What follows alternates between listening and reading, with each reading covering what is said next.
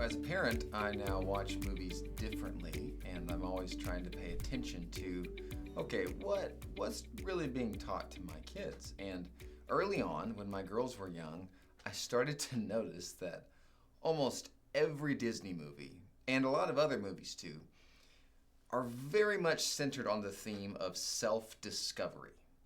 Like nobody knows who they are. I started seeing that line in particular pop up everywhere.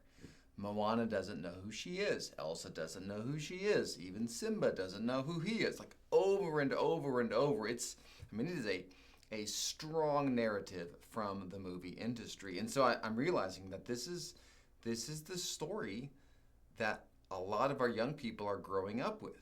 I don't know who I am. So I read a book, 2 years ago by a guy named Alan Noble, and it's called You Are Not Your Own, a line from 1 Corinthians 6, and he really helped me understand more what this narrative is. He calls it the narrative of self-discovery, and there's 3 steps to it, or 3 stages. Stage 1 is I search for myself, and so we grow up and we don't know who we are, and so really by trial and error, we figure that out. So I'm going to try sports for a while. Oh, that didn't work out. Maybe I'm the class clown. I guess I'll try that for a while. Well, that didn't really work out. Maybe I'm just the studious learner and I'm going to read all the books and maybe that'll work out. And year by year, we just keep trying to figure this out through trial and error. And even into our 20s, we're still trying to figure out, well, what am I supposed to do? And who am I? And so we just keep trying thing after thing and hobby after hobby and job after job and relationship after relationship, all trying to figure out, okay, who actually am I? Now at some point, something's going to click. Like, oh, yes, I'm a blogger, or I'm a video game savant, or whatever it is. And when it does click, you now move to stage 2. Which is to express yourself. And here's why we all feel this need, because once you've found yourself, you're the only one who knows who that person is. You're one of one here. But the world needs to know who you are. And so therefore then you and I feel this insatiable need to express that.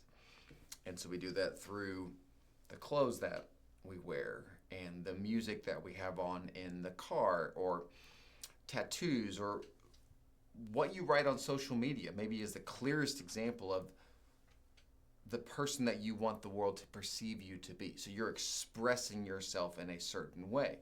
And this is why likes and follows feel really good, because again, you're the only one that knows who you are. And so you woke up and you posted something, and when someone likes it, it's this validation of, okay, I can go another day because somebody else has validated who I have expressed myself to be.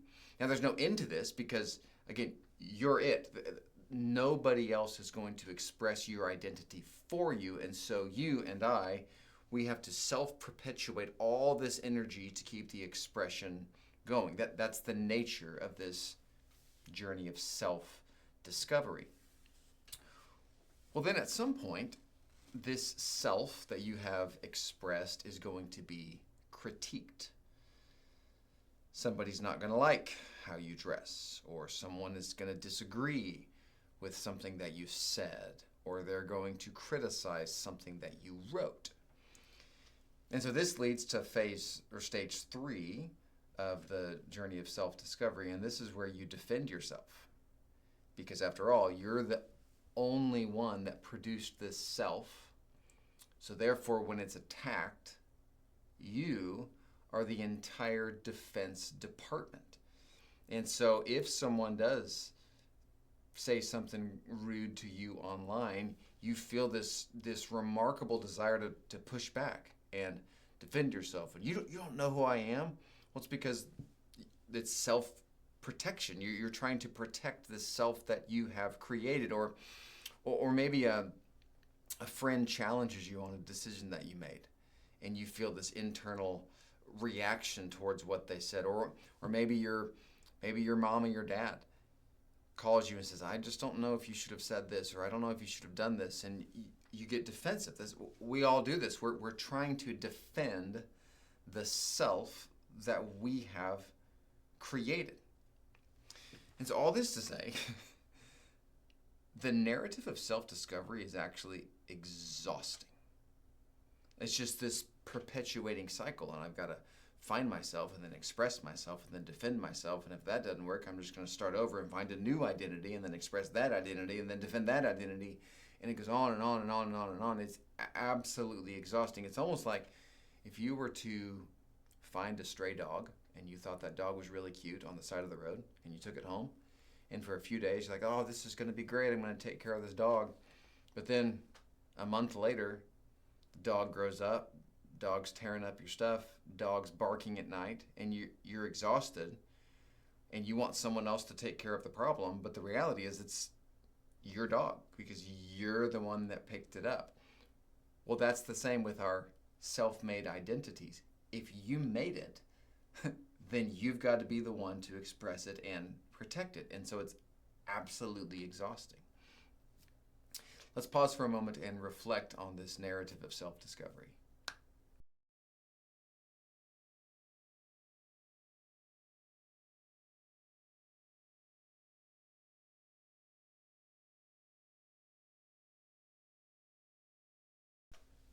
Here's what Jesus says in Matthew 16:24. Whoever wants to be my disciple must deny themselves. Well, that's a different verb. He doesn't say search for yourself. He doesn't say express yourself. He doesn't say defend yourself. He says deny. That's a tricky word. In our culture today, it's very common if anybody decides to say no to themselves, like to some inner voice within, if they say no to that, that's often called repression. Well, you should never do that. You should never say no to your heart because that's harming yourself. This is the common line we hear in our culture today, and yet Jesus clearly says, to be my disciple. That's what we've been talking about this whole series. To be an apprentice under the Rabbi Jesus Christ, he says one of the things that you got to do is you've got to deny. In other words, say no to yourself. That's really, really hard. So what exactly is self-denial? Do you remember when you were in kindergarten and you drew a picture and everybody said to you, oh, it's amazing and it's so good. But then years later, you were going through a sentimental box and you pulled out that picture and you looked at it and you thought, this is garbage. This was awful. Like, why did anybody tell me when I was in kindergarten that this was good? Well, obviously you want to be nice to kindergartners, but you have an awareness now that what you thought was good back then wasn't quite as good as you thought that it was. Sometimes I feel like we live in a world where so many people tell us from an early age that we're amazing, that we have this false sense of how good that we are. Now, obviously, we're made in the image of God. We're loved by God. Nothing can separate us from his love. However, the reality is on this side of heaven, I'm a sinful man. And in my being, I have this nature, which the Bible calls the flesh, or the sinful nature. In the Greek, it's translated sarx. And it's this part of me that does not want to do the will of God. It's the part of me that wants more money and wants more fame. It's the part of me that gets jealous of other people. It's the part of me that wants to say that really subtle thing that's not overt criticism, but it's gonna decrease your value and increase my value. Like that's part of me. It's the part of me that's lazy, that doesn't want to do anything or lift a finger to help anyone. I got that in me. What self-denial is it's learning to say no to that self. In fact, look at this passage from Galatians 5. Paul says, "For the flesh desires what is contrary to the Spirit, and the Spirit what is contrary to the flesh. They are in conflict with each other." So the Spirit living in you actually has desires. Like part of you is from the Lord. This part of you that wants to love and serve and bless and go the extra mile and forgive and be patient and give that person a free pass for the mistake that they made, that part of you is from the Lord. That's the Spirit, and the Spirit has desires. But you also have this part of you that's the flesh, and it also has desires. And so what self-control is very simple. It's learning to say no to the flesh and yes to the Spirit. That's all it is. Years ago, the weirdest thing happened to me. I was helping out at a retreat for some middle schoolers, and the leader asked me to play a variation of the game hide and seek. He said, "Will you go out and hide? It's at evening. It was dark." He said, "I'm going to have all the kids look for you, and whoever finds you first wins." I was like, "Sure." And he said, "Will you put this costume on?" I was like, "Sure." And it was a big white baggy MC Hammer pants and this red robe and like a black bandana. I was supposed to be a Pokemon, I forget which one. But I go out and I actually just sit in the corner of the camp. I'm not even behind anything. I'm just in a shadow. And I sit there for 10, 15 minutes, and the kids, they don't find me. And then finally, two things happen at once. The first thing that happens is two kids come up to me and I found Phil, and they start arguing about who tagged me first. And the second thing that happens is this truck pulls up about 20 feet in front of me. Big truck. Headlights on, it's got a light bar on top. And so I'm a little nervous here with that light bar. I'm thinking, is this a cop? We're out in the middle of nowhere, just rural Oklahoma. Now, is this if this is a cop and that officer comes out and he's going to ask me, "Hey, what are you doing?" Well, my answer would be, I'm playing hide and seek with middle school boys and girls by myself, and I'm dressed like a Pokemon. Like, that's not that's a terrible story. I'm going to jail if that's what like this. I don't look good right now. So I'm nervous. The guy steps out of the truck, and he's not a cop. He is this big, tall man, bald, red beard, wearing overalls, no kidding, slinging a shotgun in his right hand, and he starts coming towards me. And I'm like, what is this? Is this a prank? Like, what is happening? I've always thought I'd be the guy that, jump up and fight or run away at least. I totally froze. I didn't do anything. And meanwhile, the kids are just still arguing about who tagged me first. Well, the dude raises the shotgun at me. I'm like, you've got to be kidding me. That's like gun etiquette 101. You don't point it at somebody. And I'm like, this is going down. I'm about to die, is what I thought. You're not going to believe this. He fires the gun. This deafening shot. Like later, kids would tell me that they told other adults, "Hey, I think that was a gun." And the adults were like, "No, that must have been fireworks." No, it was a gun. This dude shot this shotgun right in my direction. So I'm like, am I dead? Like, what's going on? Obviously, I didn't die. Here's what happened. There was a 5-foot-long rattlesnake about 12 feet to my right, and he blew that thing to smithereens. The first sentence out of this guy's mouth was, "That thing almost bit the bleepity bleep out of you." Like, that's the first time he talks. Like, what is wrong with you? Like, why didn't you say something? Why didn't you warn me? Like, this was the weirdest thing that's ever happened to me. Like, I'm just like, yeah, you just scared I was scared to death. Now, think about this scenario. The man that I thought was wanting to harm me was actually wanting to save me.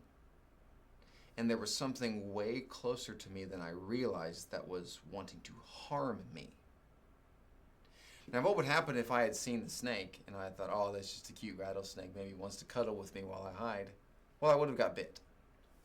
And so for a lot of us with our sin, we've domesticated sin into very docile language, like, "Oh, well, I just have flaws," or "I just made a mistake." No, it's sin. In the book of James, it says sin, when it's fully grown, leads to death. And so to practice self-denial, we have to call what's going on in our hearts what it really is. There is a sinful nature within, and it doesn't need to be coddled. It doesn't need to be reasoned out or talked to, or no, it needs to be eliminated. And we practice that, or we enact that through this discipline of self-control. Let's pause again and reflect a little bit about this practice.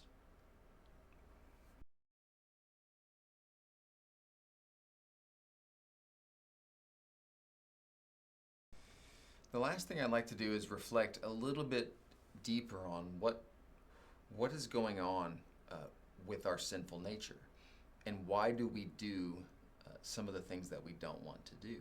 So in Matthew 16, Jesus has the famous line, if you want to be my disciple, you got to deny yourself. Well, the story before that's really instructive. So this is the story where Jesus has just said, I'm going to die, and Peter says, I don't want you to die. And so here's what we read, Matthew 16:22. Peter took Jesus aside and began to rebuke him. Never, Lord, he said, this shall never happen to you. Wasn't that nice? He's just being a loyal friend. That's what we should all do. Well, Jesus, verse 23, turned and said to Peter, get behind me, Satan. You're a stumbling block to me. You do not have in mind the concerns of God, but merely human concerns. What a story. And so here's what's really interesting to me. When Peter said, Jesus, you're not going to die, I believe that Peter thought he was doing the right thing. And yet Jesus attributes that very statement to the work of the devil. So here's the really tricky part of our nature, is that it's this. When you are wrong about something, that will actually feel the same as being right about something. I mean, think about the last time that you were actually wrong. Maybe you were on a road trip and somebody asked you directions to such and such, or where you're going next, or maybe they just said, what time is it? And you got it wrong. When you actually said whatever it was that was wrong, in the moment, you don't feel like it's wrong. In your inner being, it's, well, yeah, of course, we're going to this town in Kentucky. It feels right. It's only when someone corrects you that then you realize it was wrong in the past. But in the present, it actually being right and being wrong feel the same. Now it's kind of terrifying. But here's what's important. We can't evaluate our desires based on their intensity. We have to evaluate our desires based on their integrity. And integrity is derived from the Word of God. So you might feel something really, really strongly to do something or to say something. That doesn't necessarily mean it's right. So we have to evaluate our morality by the integrity given to us in Scripture, not just what feels right. And so right after this text from Peter, that's when Jesus says, whoever wants to be my disciple has to deny themselves. So self-denial is critical to following Jesus. Now, sometimes in my own life, I get a little tripped up here because I get nervous, like, I'm just going to keep doing the wrong thing. Well, there's another way to think about this. If I'm saying yes to the Spirit, I don't really have to worry about all the no's that I need to say to the sinful nature. In other words, whichever one you feed more grows.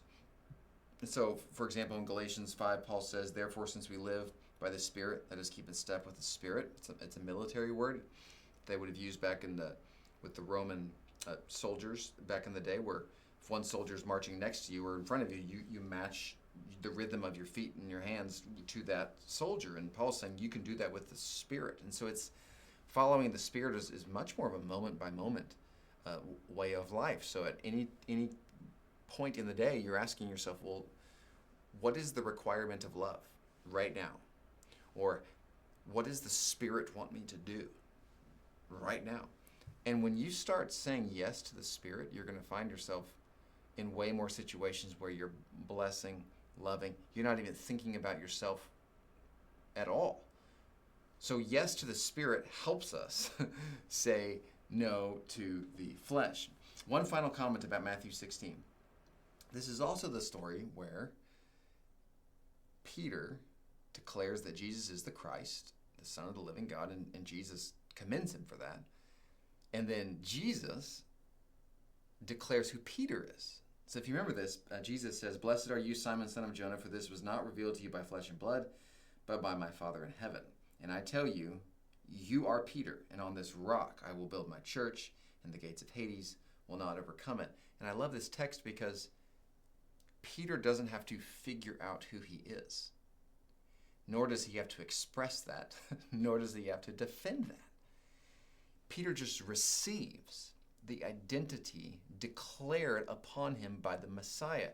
And I think we're in the same boat. So rather than trek down this arduous journey of self-discovery, which is so debilitating, and it's self-perpetuating, and it's exhausting, and it's infinite, you never get to the end of it.